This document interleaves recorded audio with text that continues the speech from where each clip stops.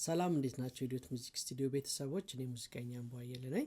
አንድ ዘማሪ ማወቅ ያለበት ነገሮች አሉ። አንደኛ አድማጭ መሆን መቻል አለበት። የድሮ መዝሙሮችን የአሁኑ መዝሙሮችን በደንብ መስማት ያስፈልጋል። ሁለተኛ ነገር ደግሞ ጀነር ማለት የተለያየ ሪትም ላይ የተሰሩ መዝሙሮች አሉና እነዛን ሪትሞች እንዴት ነው እኛ ጋር መተው ስንሰራ ትንሽ ይፈትናሉ። ለምሳሌ ብዙ ጊዜ ዋልዝ ወይ ስሎ ነገር የሆነ ሪትሙ ቴምፖ የወረደ ነገር ስትሰሩ ቆይታችሁ ወደ ፈጣን ቴምፖ ስትመጡ ያስቸግራቸዋል። ላግ ማድረግና ወደዛኛው መጀመሪያ ስሎ ላይ በለመዳችሁት መንገድ ወደዛ ትሄዳላችሁ። ያ ነገር ደግሞ ስለሚረብሽ ጀነሮችን ማጥናት፣ ያ ማለት ፈጣን ዲስኮ ሊሆን ይችላል፣ ሬጌ፣ ዋልስ፣ ፈጣን ችክችካዎች፣ እነዛን ነገሮች በደንብ ትኩረት አድርጋችሁ መስማት ማዳመጥ።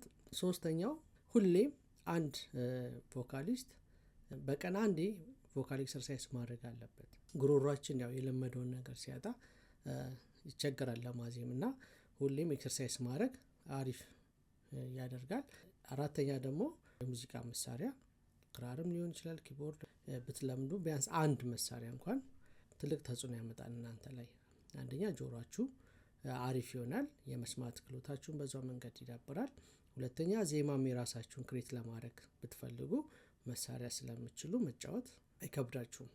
ስለዚህ እነዚህ ነገሮች በጣም ፎከስ አድርጋችሁ መስራት ያስፈልጋል።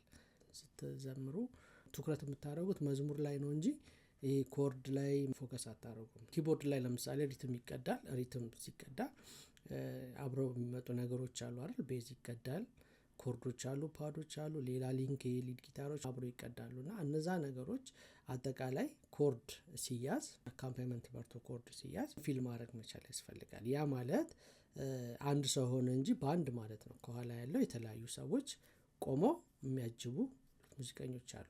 አንድ መዝሙር ሲሰራ ደግሞ ኢንትሮ አለው፣ ብሪጅ አለው፣ ኢንዲንግ አለው አይደለ? ስለዚህ በመሀል የምታርፉበት ቦታ ላይ ሙዚቀኞቹ እየተጫወቱ ዘቡ ብላችሁ ትገባላችሁ፣ ሳያልቅ ፍሬዙ ማለት ነው። ይህም መዝሙር ዘምራለሁ ብላችሁ ስታስቡ እያንዳንዱ ዲቴል የሆኑ ነገሮችን ማሰብ ያስፈልጋል። ይህ መዝሙር የኦሪጂናሉ ዘማሪው ሳሙኤል ተስፋ ሚካኤል ነው። እሱ መዝሙር ነው። ግን ኑሃሚን ትባል ዘማሪ ነች አሁን እየዘመረች ያለችው። ድንገታ ሞባይሌ ላይ ሳገኛት ነው የከፈትኩት። ስለዚህ ይሄ ምሳሌ እናያለን። ከኋላ ያለው ሙዚቃ ምን እያለ ነው ያለው የሚለውን ነገር ይጠቅማቸዋል ብዬ ስላሰብኩ ነው።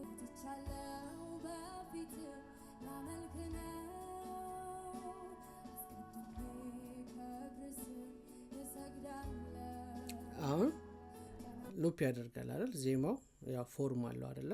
ያ ማለት የዜማ አይነት ሲቀየር ማለት ነው። እያንዳንዱ ዜማዎች ኮርድ ላይ ተመርኩዞ ነው የሚሄዱት አይደል? ስለዚህ አሁን ከሷ ጋር ብንሄድ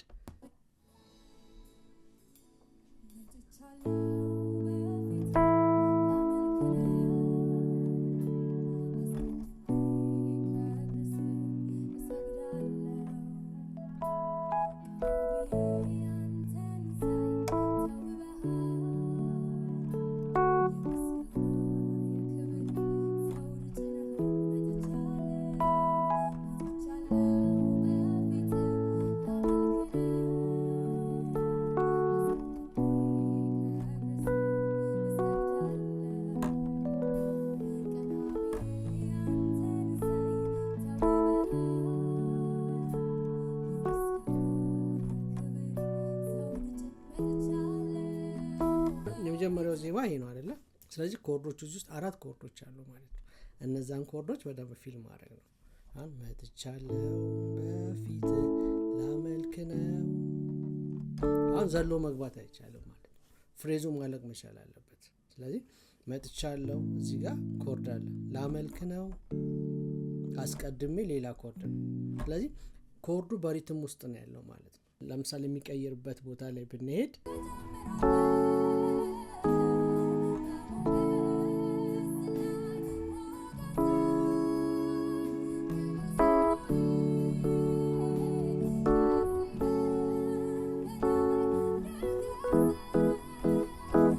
አሁን ሁለተኛው ቢ ፎርም ላይ ገባ ማለት ነው። አሁን እዚህ ጋር ደግሞ ሌላ ኮርድ ነው። መዝሙሩን ብቻ ሳይሆን መስማት ያለባችሁ እዛ ውስጥ ያሉ ነገሮች፣ እያንዳንዱን ነገር ቤዝ ላይኑ እንዴት ነው የሚሄደው፣ ኮርዱ እንዴት ነው የሚሄደው፣ ሪትሙ እንዴት ነው የት ላይ ለምሳሌ አሁን ይሄ 1 2 3 4 5 6 1 ስሎ 6 8 ነው ይሄ ዋልዝ ውስጥ ነው ያለው ማለት ነው የ3 4 እና የ6 8 ልዩነት 3 4 ሪትም ካውንት ስናደርግ ይለያል 6 8 ውስጥም ይለያል ግን ተመሳሳይ ባህሪ ነገር አላቸው ያ ማለት ለምሳሌ 3 4 ሲሆን 1 2 3 1 2 3 ስለዚህ ዋን ላይ ነው ስትሮንግ ቢት አክሰንት ያለው ማለት ነው ግልጽ ነው አይደለ ግን 6 8 ደግሞ አለ አሁን ይሄ ኖርማሊ ሞደርን የሆነ 6 8 ዋልዝ ይሄ ማለት 1 2 3 4 5 6 ስለዚህ ያኛው ኪኩ የሚመጣበት 1 ነበር አይደለ እዚህ ላይ ደግሞ 1 አለ ከዛ ስኔሩ የሚመጣበት እዚህ ጋር 4 ነው ስለዚህ እዚያ ጋር ደግሞ 3 4 ላይ 2 3 ላይ ደግሞ ስኔር ነው ታ ዳ ታ እያንዳንዱ ካውንት ሲደረግ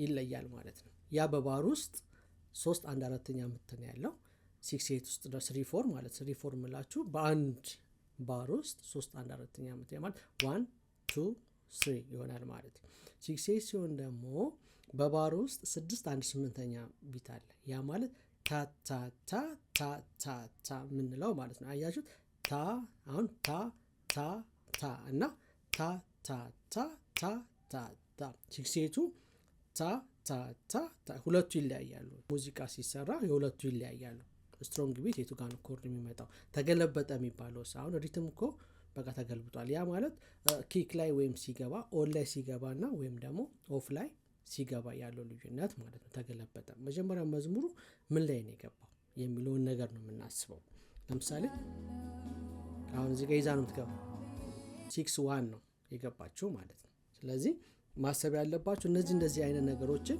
በደንብ መስማት ያስፈልጋል ማለት ነው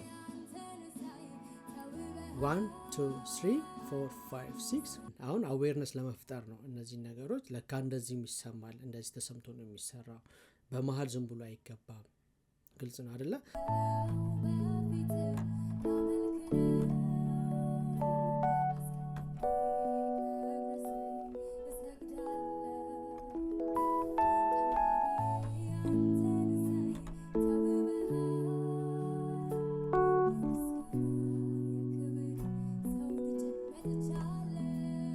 ዘማሪ ነኝ ካላችሁ መጀመሪያ ላይ ያወራሁት ነገር ያስፈልጋል አድማጭ መሆን መቻል አለባችሁ ሪትም ፊሊንጋችሁ እንዴት ነው ካውንት ማድረጋው እንዴት ነው እዛ ውስጥ ገብቼ መስራት የምችለው የሚለው ነገር ትኩረት አድርጋችሁ ብትሰሩ ውጤታማ ትሆናላችሁ እንግዲህ ይሄንን ካልኩኝ ቪዲዮ ደግሞ እናንተ ጋር ብቻ እንዳይቀር ሌሎች ጓደኞቻችሁ እንድታስተላልፉ እነሱም እየተማማሩ ሌሎች እንዲያስተላልፉ ብታደርጉ እያልኩኝ ዛሬ ለነበረኝ ጊዜ እግዚአብሔር ያክብርልኝ አመሰግናለሁ ቻው